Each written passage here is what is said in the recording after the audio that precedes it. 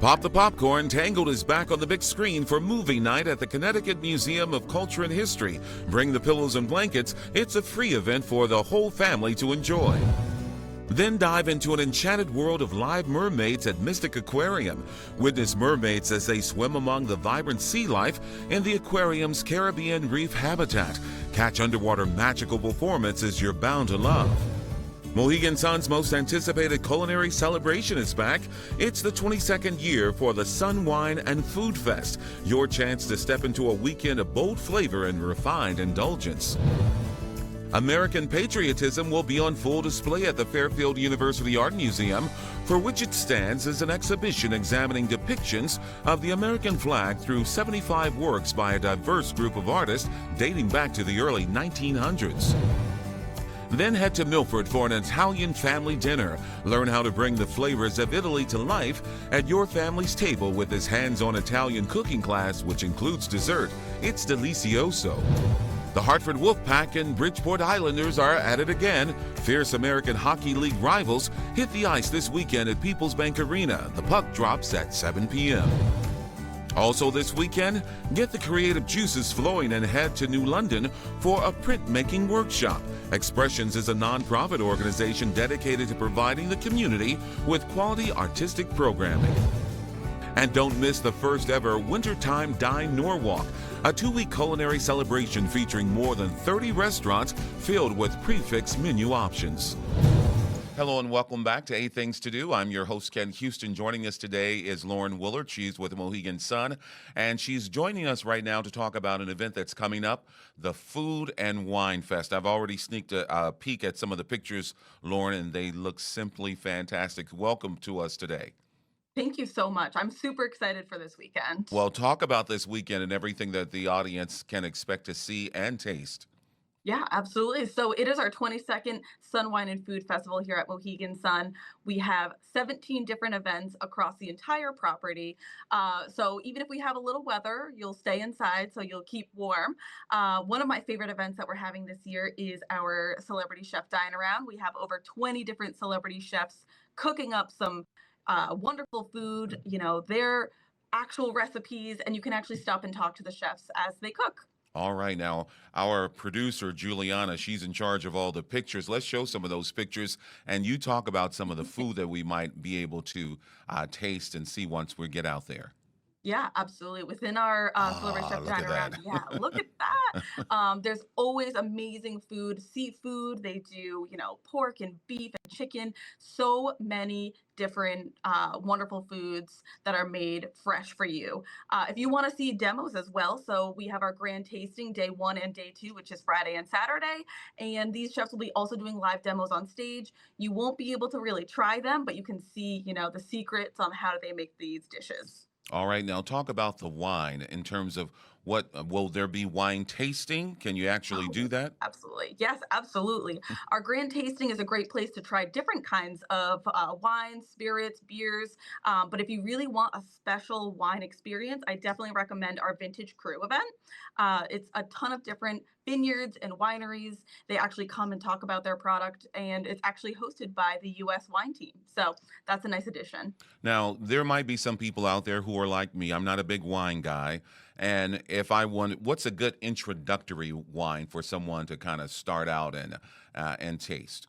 Yeah, absolutely. We are doing a deductive blind tasting seminar hosted by the USA Wine Team. They can teach you what different notes to be tasting. But if you want just variety and just try different things, I recommend our grand tasting. Okay, and you mentioned the chefs. Let's kind of back up and talk about the chefs that will be there. Any well-known names that we might recognize? Oh, absolutely. I'm really excited to see Chef Chris Santos. He is actually the chef for Beauty and Essex, which is one of our newer restaurants here. So he'll be here. We have Michael Simon, who I'm sure you've seen on TV and the Food Network. We have Robert Irvine, and then a lot of really incredible local chefs as well. Some from the Boston area, some from New York. But we love to bring in the local as well as the national uh, And talent. how many years did you say you guys have been doing this? And This will how be our 22nd. 22nd years. Yep. So you're doing something right. So what makes what do you think makes people come back for this every year? Honestly, Mohegan always provides such a wonderful product. We have such a great team here that all band together to, put on such an incredible event. We also have so many great vendors and local support, and our chefs. They're always willing to come back and support us year after year. So, like you said, I think we're doing something right. Now, Mohegan Sun, everyone knows Mohegan Sun for their entertainment, for the gambling and everything. So, for people who are going out there this weekend, talk about parking, talking about the times in which we should be coming out there. Give us all the details, the deets, Yeah. as the Yeah. kids say. Yeah. Yeah, of course. There's so much coming this weekend, so I definitely recommend getting here early. Park in either winter, Riverview, or summer garages. Definitely try and park in the garage as we might have a little bit of weather this weekend. And if you're looking for tickets, make sure you check out our website at mohegansun.com. A lot of our events are selling out, so I definitely recommend you take a look and don't hesitate to purchase. And what's the time frame for all this? Oh, so it's all weekend long. So we start at 7 o'clock on Thursday and run all the way to 2 o'clock on Sunday. So a lot of different events. Check them out. Our website has so much detail on it, but we're super excited. And give us that web address, please. Yes, it is mohegansun.com. All right. So even if the weather does not cooperate this weekend, Mohegan Sun, you guys have hotel rooms, so we people We can sure stay the do. weekend, make a whole weekend of this. Absolutely. Yeah, come visit us. Like I said, it's all under one roof. So you don't even have to go outside. All right, Lauren Willard with Mohegan Sun. Thank you very much for joining us, and best of luck this weekend. And save me some wine and some of that food. Yeah, absolutely. Thank you so much. You bet. Take care. Hello and welcome to another edition of Eight Things to Do. I'm your host, Ken Houston. Today we're talking about food, particularly Italian food, and what it takes to make those delicious dishes. Joining us right now is Heidi Lang. Thank you very much for joining us today, Heidi. It's my pleasure. All right, tell us all about this weekend's event and the name of it. Yeah, so we have a big weekend at the Fig Cooking School in Milford, Connecticut. We're actually doing sort of a double whammy Italian class weekend. On Friday night, we are doing our Italian family dinner, which we're making a homemade bolognese sauce, which takes actually hours to simmer. And so we're going to show you how to make an authentic Italian tomato sauce. And we're also going to be making in that class a dessert that a lot of people, even in Connecticut, and there are a lot of Italian Americans in Connecticut, have probably never made before. It's called sprissalona, and comes from northern Italy, and it's made with anisette sugar and some orange water, orange blossom water, and almonds and cornmeal, and is this beautiful, almost biscotti-like dessert, which is extraordinary. So I think people are just going to love it. We've taught this class before, huge success. It's a great thing to make if you have a big family event.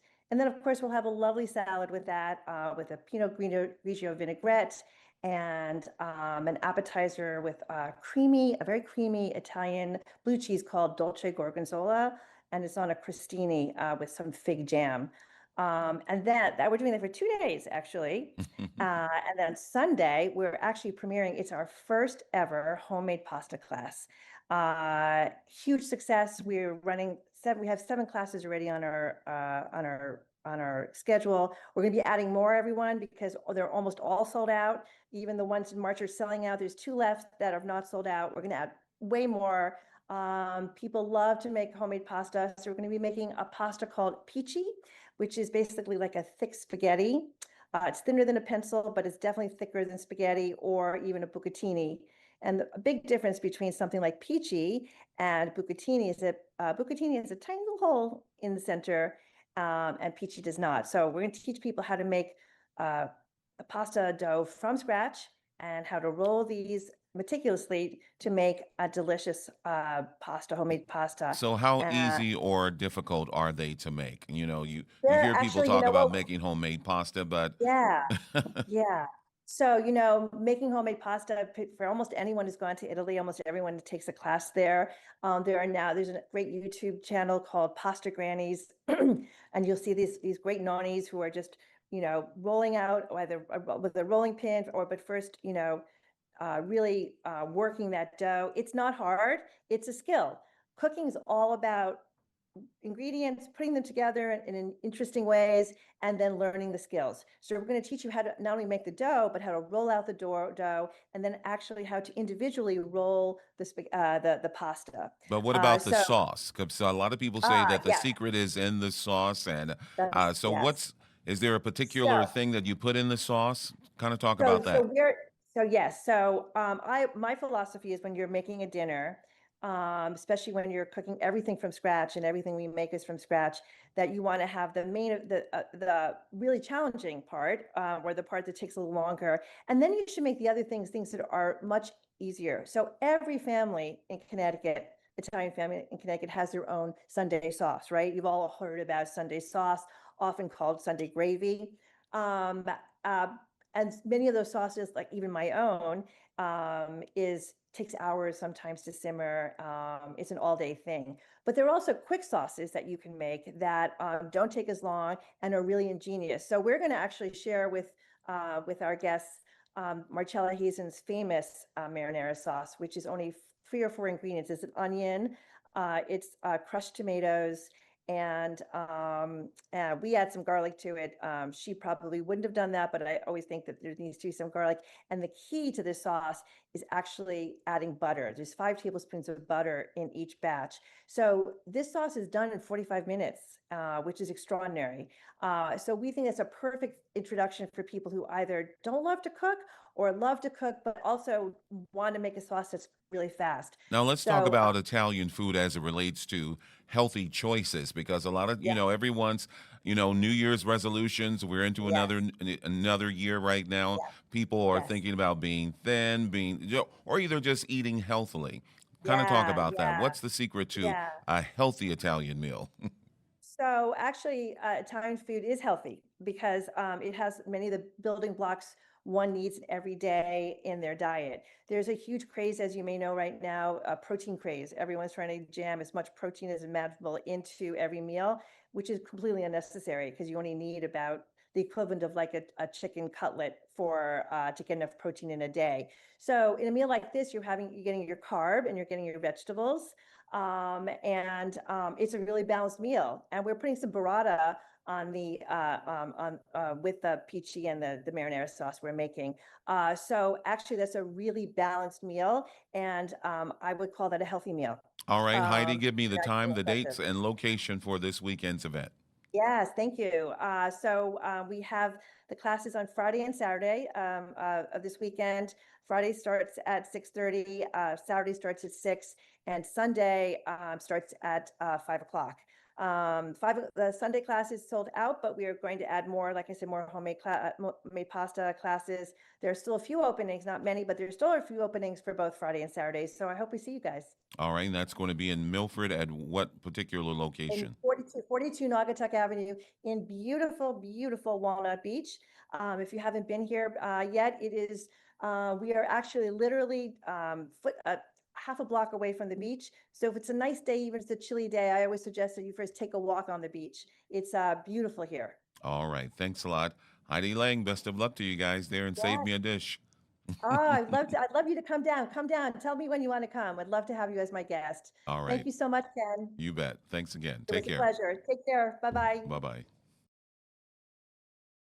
Hello, everyone. I'm Ken Houston, your host of 8 Things to Do. Today, we're talking about theater, a topic that I simply love to talk about. Today's production is called The Cottage, and one of the actors from that production is Jordan Sobel. He joins us right now. Thanks for joining us, Jordan. My absolute pleasure. Thanks for having me on. All right, The Cottage. Tell us what it's all about and the character that you portray. Sure. So The Cottage is a really delightful, very silly comedy written by Sandy Rustin. And it is about a woman named Sylvia who has come to this cottage with the character that I play, whose name is Beau. And we are having a little affair.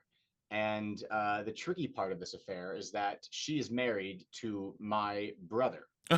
So essentially the whole mixed coupling thing happens where she is convinced that she's in love with me and that she wants to spend her life together with me, and so she sends a telegram to my wife and to her husband, and then everyone starts to show up to the cottage, and then from there hilarity, chaos, and all sorts of madness ensues. Oh man, that just gets downright messy, you might say. Complicated, we'll say. We'll say it's a complicated relationship. Yes, it is. Yeah. Now, you and your brother are not twins in the production, right? No, right. There's all sorts of who's the prettier, who's the younger, who's the more debonair. It's a very competitive relationship between the brothers here. So, how do you It's a lot guys of fun. weave through this very complex situation? Uh, you know, so much of this process is just trying to make each other laugh. It's figuring out what's the story, what's the heartbeat of this piece, what is the very human and real um thing that's happening, and then layering on top of that is great. Now, what's the funniest version of how to make that work, and finding ourselves in all of these problems, and how do we unstick these problems, and um, the chaos that ensues from putting out one fire while another fire rages on over there. So you have to put out that fire, and that fire is put out, and that fire goes. And you have to go to that fire, and that fire is going. And all of a sudden, there's 18 fires happening at once that we're all trying to put out as a group, and it's just a whole lot of fun. And how is the audience reacting to all of this? What seems to be the high point for them? We haven't started yet. So right now we're in what's called the technical part of the process, technical rehearsals, where we are basically. So we've been for the past 3-ish weeks together in a room with the cast, the director, and the stage management team. And now we're at the part of the process where we moved into the theater, and we're now collaborating with all of our designers. So the costume designer, the lighting designer, the sound, the props, the set designer, and we're now putting the whole thing together in the space with all of the technical elements. And we don't have an audience until this Friday. So we start previews this Friday. We preview for about a week, and then we open officially on the 23rd. Oh, okay. Well, looking forward to that. Now, Yeah. the moral dilemma that's going on here. How does, and I don't want to give away the play, but by Sure. asking this, how do you guys get through this? And is there some degree of peace and tranquility and loving family at the end of the production? Totally. Certainly, there is certainly a resolution to the piece. I'll leave the secrets as secrets.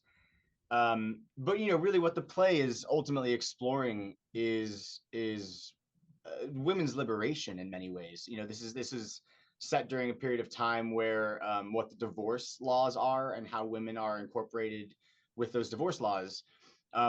There's women have more agency as of this moment, and so the play is in a very delightful way exploring um, the dynamics between men and women, women kind of being able to go out on their own.